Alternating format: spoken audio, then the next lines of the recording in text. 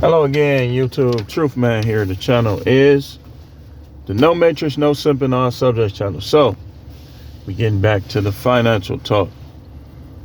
And again, I'm an expert in what works for me. I'm not an expert in what might work for you, but I can tell you what works for me.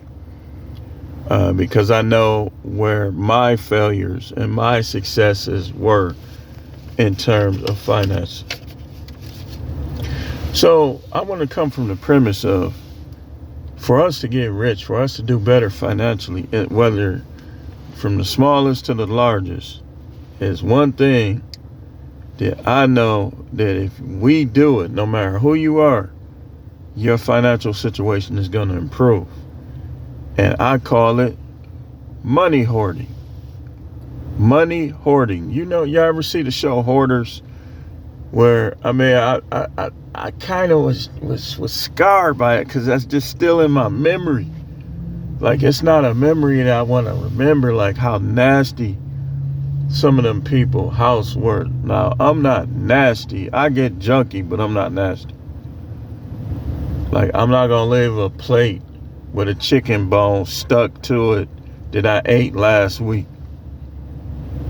But I do at times have a problem. People have called me paper hoarder. Like, because a lot of time I got like this when I was younger, and I started getting important papers. Like when I was getting close to let's go for a ride, to graduation from colleges, from different stuff. So I just was trying to keep all the papers, and then my mother threw a paper away that they were guaranteeing me like a partial scholarship if it had like to break down the grades I needed, this, that, and the other. They said, well, we'll give you X amount of dollars. And she threw the paper away while she was cleaning up. And to this day, like, I get mad when I think somebody is throwing my important papers away. So I'll stack them in a way that I could go back to them and find what I'm looking for. And some people will say it's paper hoarding. I mean, I throw my papers away, but there's room for improvement. Y'all know I'm the truth man, and I can criticize, I can accept criticism when it's constructive and when it's going to benefit me. But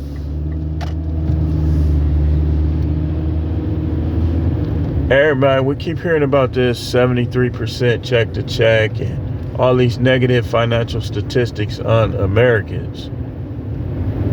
And I believe it's the main reason is not even how much they make. The main reason is what we do with it. Like, it's like we got OCD when it comes to our finances. We clean it right up and throw it in the garbage, throw it out. We throw our money out. But when it comes, that's one thing that we got to get just downright nasty with and start hoarding. And that's money. For one, I'm going to read, I should have read it, but let me get over here. Then I'm going to read this definition of hoarding and why I say that we should be money hoarders. I heard Grant Cardone say something like, we should be stockpiling money, like we about to, paraphrasing what he said, like we gonna put it in a warehouse or something. And I agree with that. You say, well, the dollar bill is crashing. So, okay. If the dollar bill is crashing, right? Let's say it is. Then what would it matter? It's gonna be bad, but like if you got your money stored up like that and it don't have no value no more, at least you had it stored up. Now let's look at the flip side. What if that don't happen? You got your money stored up. You can buy, think about it, them dudes, let's say that's not prop money. When you see the dudes with all the big stacks and piles of money, anything they need to buy, they could just go slide a couple hundreds out from the rubber band. Just like a hoarder. Trust me, man, if they want something and they've been hoarding it, they'll find it in their pile. They'll find it in their pile. So when you money hoarding, you giving yourself a chance to win financially. If it's something you want, if it's something you need, you'll have the money put away to be able to do something about it or be able to buy something. So we getting ready to pull over. I'm gonna tell you, let's see. Let's look at this definition.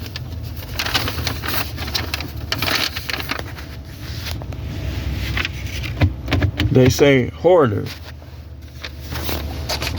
Ongoing difficulty throwing away or parting with possessions because you believe that you need to save them. See, that's how you know a lot of us Americans ain't hoarding money. Because if we believe that we need to save it, we wouldn't be check to check. Y'all got OCD when it comes to money. You gotta clean it up and get it in the trash and get it out. When with money, that's one thing that we should be hoarding. That's one thing that we should be hoarding. Like if you doing it right, man, you gonna open your drawer and it's $300 in there, and you gonna go through your pants pocket and it's gonna be $150 in there, and you gonna go in your safe and your safe gonna be stacked up. See, me personally, I just like using my cards to pay for stuff. I don't I like to see money. I don't like to just leave everything on my card. I know these youngsters, like my son. One of my sons, he'll pay cash for some stuff. The other one, he act like he can't pay cash for nothing. He just uses his card. Yeah, he be calling me and his brother cavemen. But that's one thing that we have to do. And y'all women, this apply to y'all too. You could buy stuff, but this is what you do. You hoard your money. Keep some money in your wallet. Like a lot of our wallets, we go through our wallets, there's a bunch of papers in there. But it ain't a bunch of paper in there, money paper. That's what you should be hoarding. I play this game with myself. Sometimes I be wanting to see how long I could keep money in my wallet without spending it. And yeah, I'll get a lottery ticket, or I'll get this, or I'll get that, but the more you fill up your wallet with money, the more easier you're gonna make it for you. Think about it.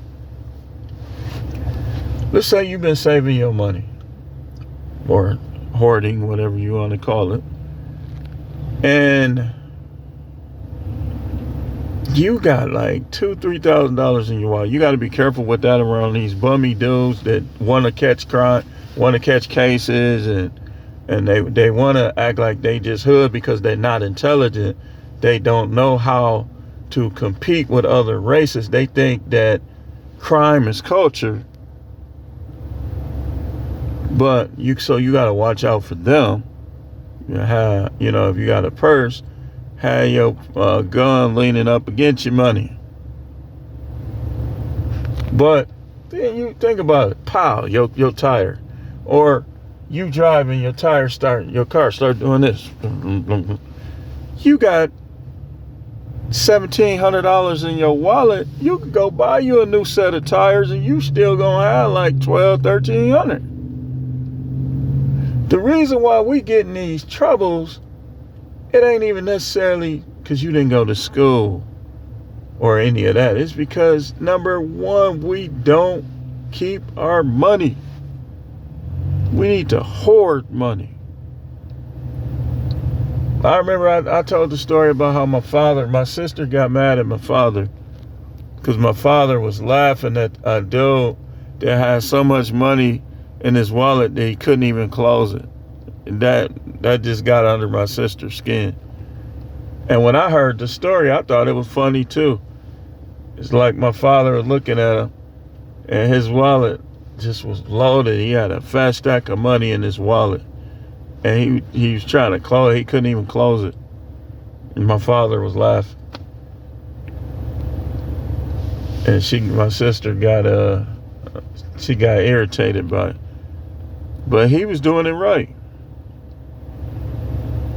I'm not putting all my money in no stock market. I'll put some of it in there. I got stocks. I got Bitcoin. I'm not going crazy with that because that's me putting my trust in somebody else.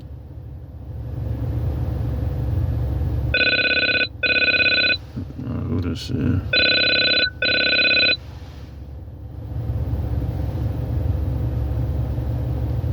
Wait, what did they? I'm trying to think of. Okay, tomorrow.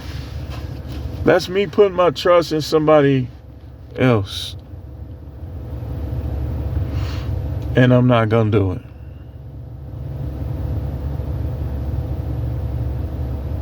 Not gonna do it. So, like, I'm back in that mode, y'all. And I know I'm facing a divorce and all this and all that, but hey, listen. Ha ha ha. Ha ha. But it's like now I know when I'm getting back in that mode because this is how I was when I was younger. Back in the day when I kept money like that. It's like when I get some money, the way I thought was where I'm going to put it. That's how I thought.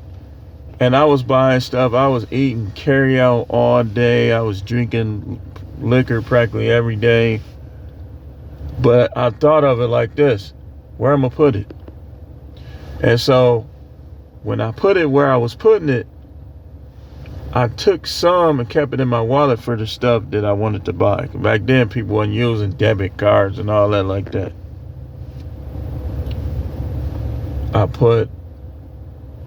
I used to put in I had a file cabinet. And I used to put my money in the file cabinet inside a brown paper bag. So when I made money from the stuff I was doing, I would always, when I came home at night, I would keep some of it in my wallet and I'll put the rest in that paper bag. And I had a job, so when I got my paychecks, I would cash my check and just throw it in there. Because I already had money. Because I had been putting money in my wallet all week, saving money. That's what was working. When I got away from that, and writing down what you gonna do, that works too. When I got away from those two things, that's when I was getting in financial trouble. And that's when I still get in financial trouble. When you say, man, I could pay it later. Instead of, okay, I need to make this much so I can pay this, and still be able to do this. This is why, y'all know I like to connect the dots with my video. I talked earlier about like not trying to impress and please people. But while you thinking like that in your mind, you still want to look and be impressive. But if you not, don't worry about it. You still love you. You still think highly of you. If you can't afford a haircut, then you just try to look as neat as you can until you can. You don't rush to get a haircut just so you can make people think differently of you.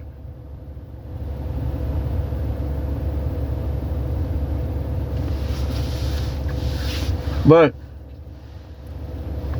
you get to hoarding that money. Let's look at it from the standpoint y'all probably. You get paid every month. Hoarding money is this. You calculate how much you need to pay for what you need, right? You pay yourself first. You figure out an amount that you're going to pay yourself. You're going to hoard in your wallet and somewhere else. So let's say you get $1,300 a month. Okay. You take 100, you put that somewhere. You take another 100, you put that in your wallet, and then the other 11, you do what you got to do. You hold on to that. Think about it. You keep doing that. Over time, 2-3 years, you're going to have a couple $1,000s in your wallet and a couple $1,000s somewhere else. So you ain't going to really be in need. You'll be able to eat what you want to eat, buy what you want to buy. In most places, people talk about how expensive these places is. If you hoard money, where you live is going to become less expensive, ain't it? But see, I got to pay this. No, I got to pay myself first. Then I'll pay that. Didn't we learn this from the book, The Richest Man in Babylon? I was listening to the audio book. I said, yeah, that definitely makes sense. Because if you do it like that, over time, you're going to get rich. Like he was saying, 10%. And if I remember right, he was saying, you take 10% and you put that up for yourself first. So that means if you make $600 a week, y'all been on y'all job for years. We all should be. You know why the economy is suffering? Because of us. It's too many of us that's not saving money.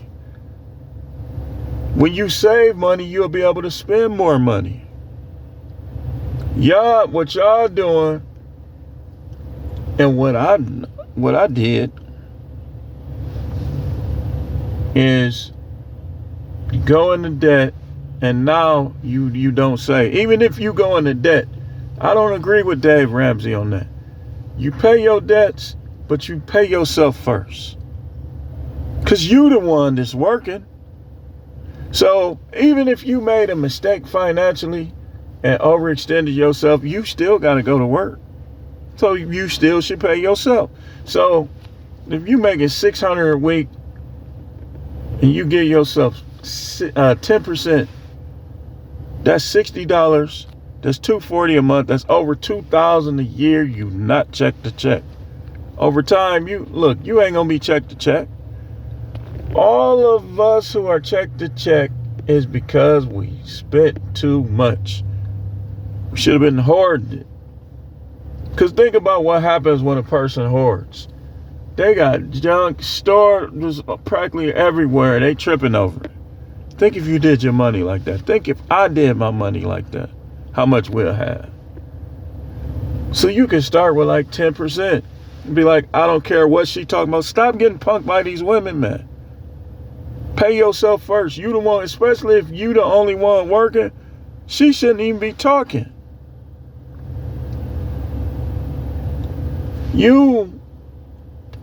If you making $600 and you put 60, that's $240 a month.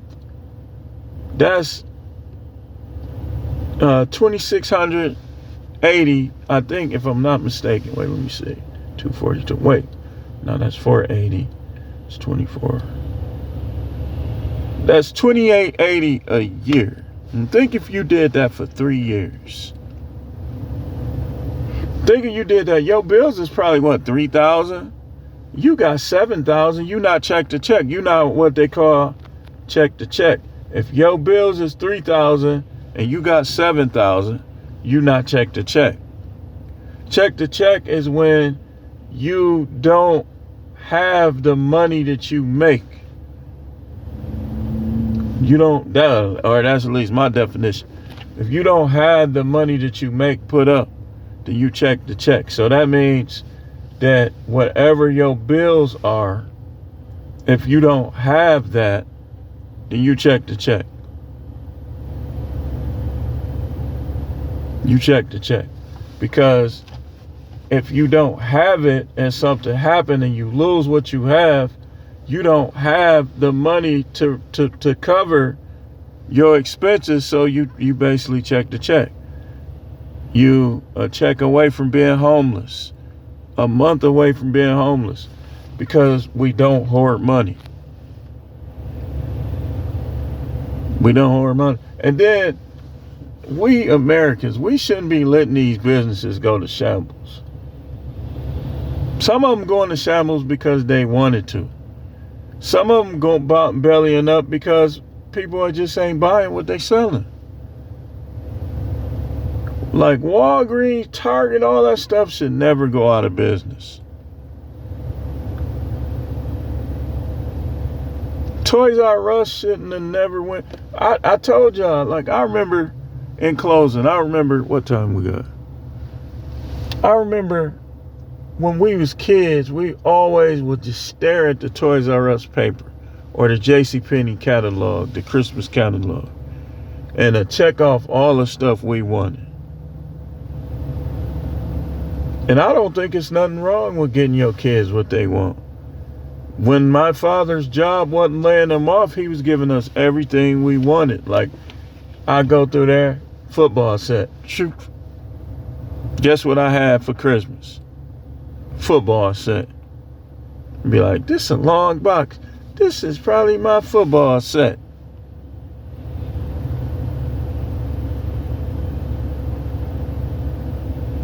And even if you divorce, you still should give your kids what they want. We as adults, whether you're a woman or a man, we shouldn't rest until we giving our kids at least some of what they want. I don't think we should give them everything they want because they'll be spoiled. Sometimes just tell them no just to tell them. Nope. If they want the PS5 and they're a gamer, you got all year to play. Come on now. Like, sometimes it's all right for us to give them what they want. And sometimes, even if you married, if you got a unicorn, a sensual wife who cares about your well-being and ain't all up in my other man's face, it's all right to give her what she want. It ain't all right to give her what she want if she ain't acting right. It's not. Because now you being a simp. You really should be dumping her. It's all right to buy people birthday gifts. And I think that we need to be more like that with our relatives. That's one of the things that cause people to disconnect from their relative. You not, and from people in general, like our lack of generosity. And one of the reasons why we lack generosity is because we ain't got it. We throw it out the window trying to look impressive with a car. If you want that car, get the car, but make sure you got the money. Look at the We Energies truck. They finna start turning people off. Look at them. I don't get why they would even turn people off when it's finna be the moratorium. That's just been, they just doing that out of spite. Because today is the 18th. Anybody they turn off, they're going to turn them back on November 1st. First of all, this is how I look at it. Kind of off subject, kind of. These are God's natural resources. So they turning people off for not paying a person who this stuff don't even belong to. This energy, this electricity ain't no match. Yeah, you could tell they finna start. There's 3 of them. They finna clip.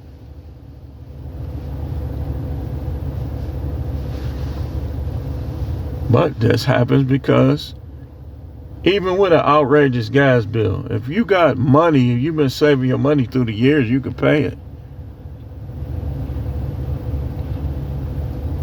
I think this is how I think now. I used to believe in all that breadwinner and being the sole provider and all of that until I endured loss because it was just me doing it, and I was coming up short. I was quitting jobs. I just wasn't going for that.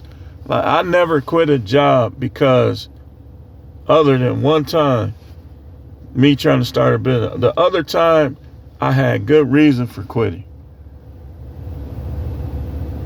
Like, one time I was just relocating, trying to do some things to make things better. Then the other times, they was just going too far. I'm not finna work with them or for them. But keep in mind what I'm saying. Gotta hoard that money, man. Gotta hoard that money. Thanks for watching. Keep tuning in for more videos.